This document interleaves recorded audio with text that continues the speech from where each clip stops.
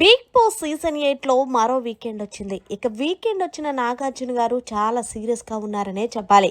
ఈ ఇందులో భాగంగా మన టీవీ ద్వారా హౌస్లో ఉన్న కంటెస్టెంట్స్ని పలకరించి నబిల్కి అయితే చాలా గట్టిగా కోటింగ్ పడిందనే తెలిసిందే. ఇక అసలు విషయానికి వస్తే నబిల్ని నేపి, నబిల్ అసలు నువ్వు బిగ్ బాస్కి ఎందుకు వచ్చావంటే, ఈలోగా నబిల్ మాట్లాడుతూ ఆట ఆడడానికి ట్రోఫీ తీసుకోవడానికి సార్ అంటూ చెప్పుకొచ్చాడు. మరి ట్రోఫీ తీసుకోవాలనుకున్న వాడివి ఈ ఆట సరిపోతుందా? నామినేషన్లో ఉన్న ఫైరు మిగిలిన రోజుల్లో ఎందుకు ఉండదు?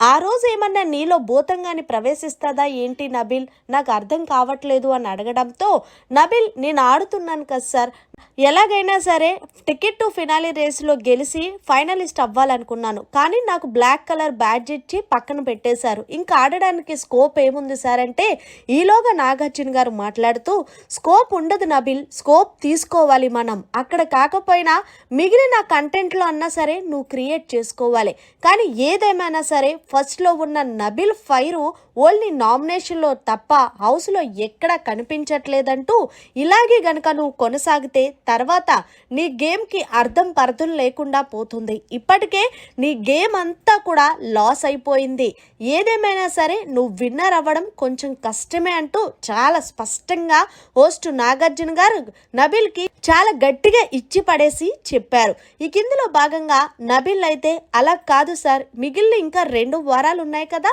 ఈ 2 వారాల్లో నా గేమ్ చూపిస్తానంటే, ఇప్పటివరకు జరిగిన 13 వారాల్లో లేని ఫైరు 14-15 వారాలు ఎలా కనిపిస్తుంది నబిల్?